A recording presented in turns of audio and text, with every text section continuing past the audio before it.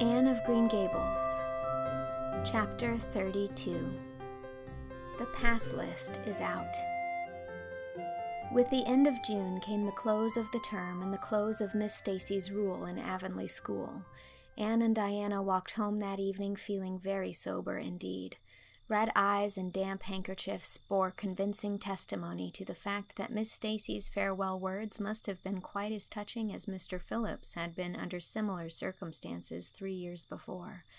Diana looked back at the schoolhouse from the foot of the spruce hill and sighed deeply. "It does seem as if it was the end of everything, doesn't it?" she said dismally. "You oughtn't to feel half as badly as I do," said Anne, hunting vainly for a dry spot on her handkerchief. "You'll be back again next winter, but I suppose I've left the dear old school forever. If I have good luck, that is." "It won't be a bit the same. Miss Stacy won't be there, nor you, nor Jane, nor Ruby probably. I shall have to sit all alone, for I couldn't bear to have another deskmate after you. Oh, we have had jolly times, haven't we, Anne? It's dreadful to think they're all over." 2 big tears rolled down by Diana's nose. "If you would stop crying, I could," said Anne imploringly. "Just as soon as I put away my hanky, I see you brimming up, and that starts me off again. As Mrs. Lynde says, if you can't be cheerful, be as cheerful as you can. After all, I dare say I'll be back next year. This is one of the times I know I'm not going to pass. They're getting alarmingly frequent." "Why, you came out splendidly in the exams Miss Stacy gave." "Yes, but those exams didn't make me nervous. When I think of the real thing, you can't imagine what a horrid, cold, fluttery feeling comes round my heart. And then my number is 13, and Josie Pye says it's so unlucky. I am not superstitious, and I know it can make no difference, but still I wish I wasn't 13. "I do wish I were going in with you," said Diana. "Wouldn't we have a perfectly elegant time? But I suppose you'll have to cram in the evenings." "No, Miss Stacy has made us promise not to open a book at all. She says it would only tire and confuse us, and we are to go out walking and not think about the exams at all and go to bed early. It's good advice, but I expect it will be hard to follow. Good advice is apt to be, I think.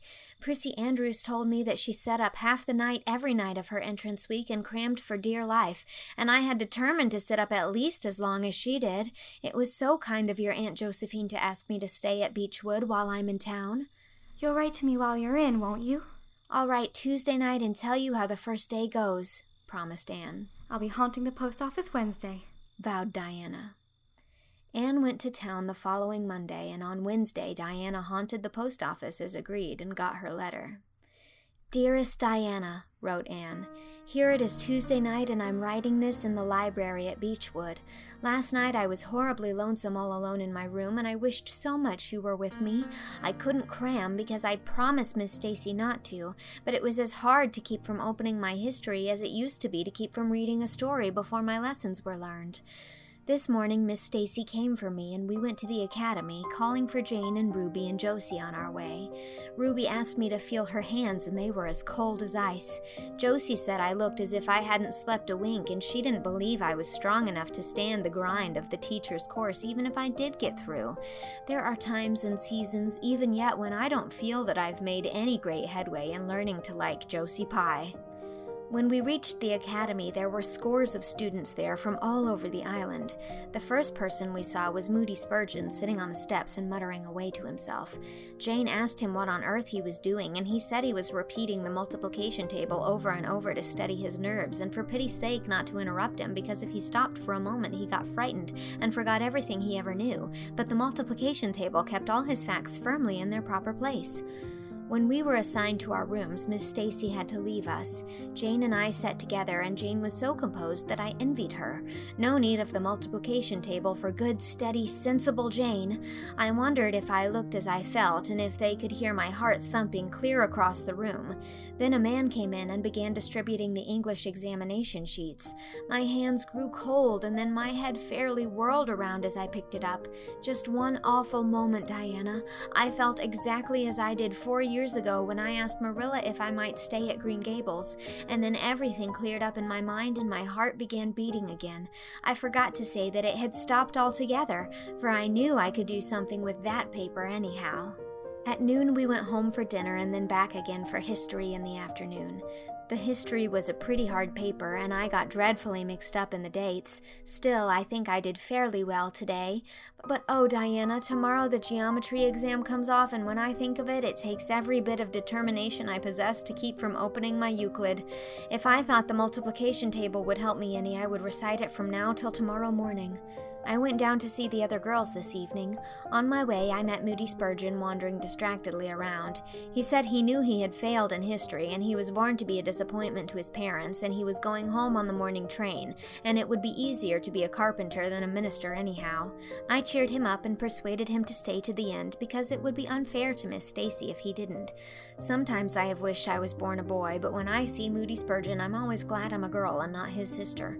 Ruby was in hysterics when I reached their boarding house. She had just discovered a fearful mistake she had made in her English paper. When she recovered, we went uptown and had an ice cream. How we wished you had been with us. Oh, Diana, if only the geometry examination were over. But there, as Mrs. Lynde would say, the sun will go on rising and setting whether I fail in geometry or not. That is true, but not especially comforting. I think I'd rather it didn't go on if I failed. Yours devotedly, Anne. The geometry examination and all the others were over in due time, and Anne arrived home on Friday evening, rather tired, but with an air of chastened triumph about her.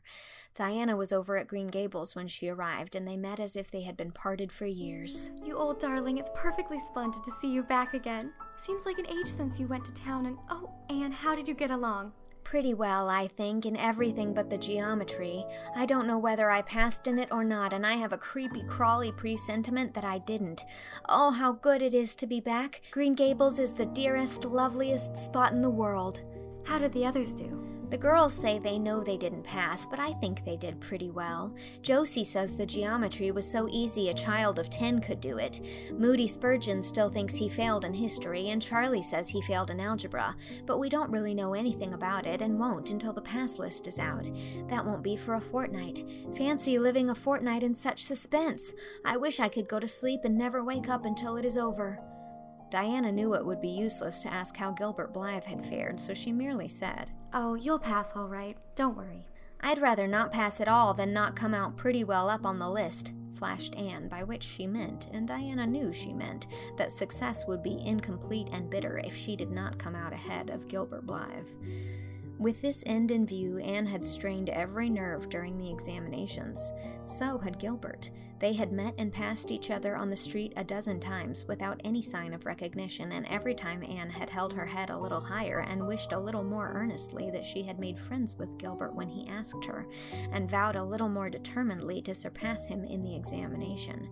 She knew that all Avonlea Jr. was wondering which would come out first. She even knew that Jimmy Glover and Ned Wright had a bet on the question, and that Josie Pye had said there was no doubt in the world that Gilbert would be first, and she felt that her humiliation would be unbearable if she failed. But she had another and nobler motive for wishing to do well. She wanted to pass high for the sake of Matthew and Marilla, especially Matthew. Matthew had declared to her his conviction that she would beat the whole island. That, Anne felt, was something it would be foolish to hope for even in the wildest dreams.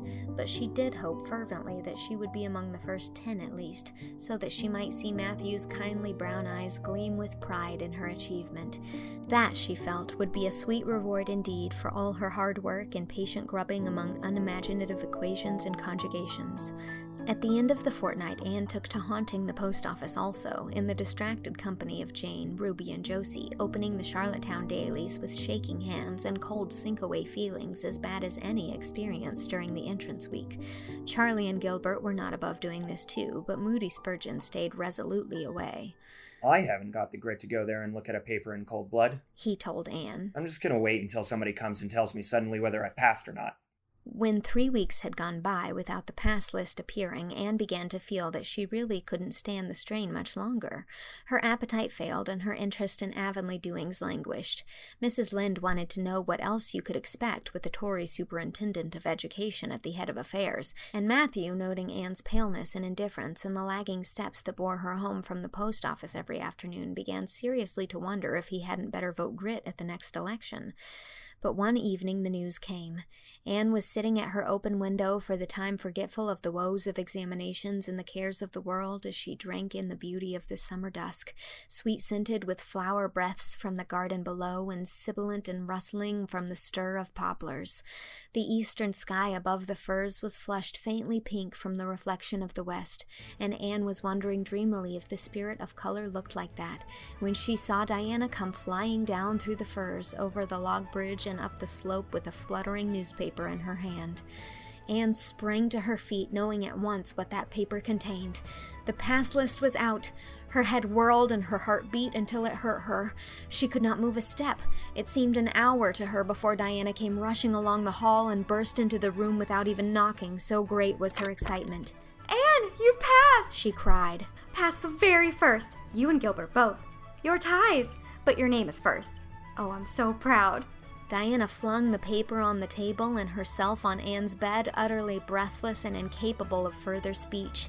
Anne lighted the lamp, oversetting the match safe and using up half a dozen matches before her shaking hands could accomplish the task. Then she snatched up the paper. Yes, she had passed. There was her name at the very top of a list of 200.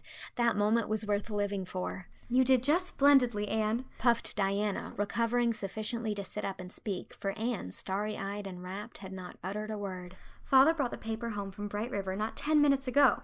It came out on the afternoon train, you know, and won't be here till tomorrow by mail. And when I saw the pass list, I just rushed over like a wild thing. You've all passed, every one of you.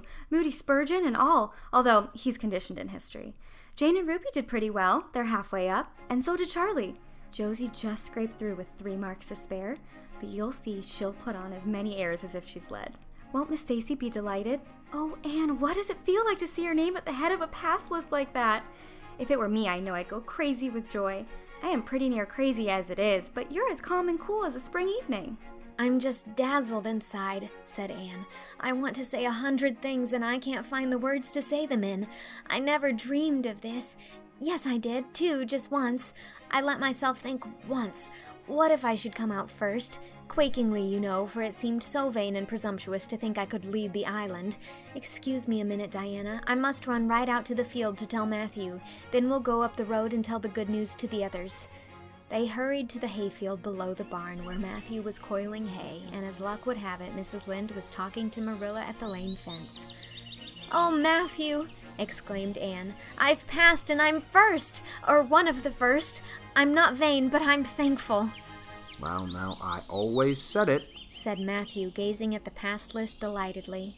"I knew you could beat them all. Easy." "You've done pretty well, I must say, Anne," said Marilla, trying to hide her extreme pride in Anne from Mrs. Rachel's critical eye, but that good soul said heartily, "I just guess she has done well, and far be it from me to be backward in saying it. You're a credit to your friends, Anne, that's what, and we're all proud of you."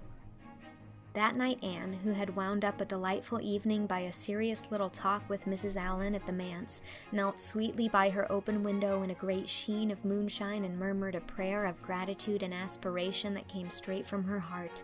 There was in it thankfulness for the past and reverent petition for the future, and when she slept on her white pillow, her dreams were as fair and bright and beautiful as maidenhood might desire.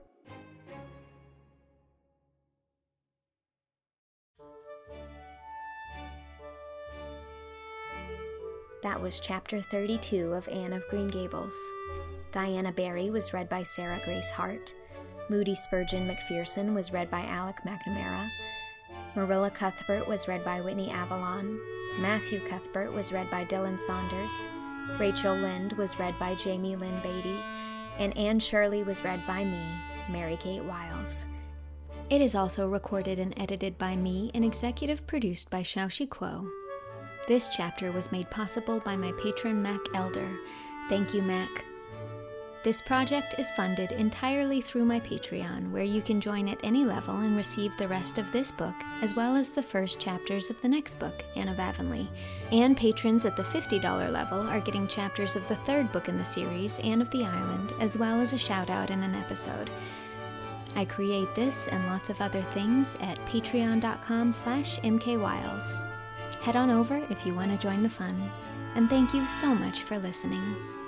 Chapter 33 will be coming next week.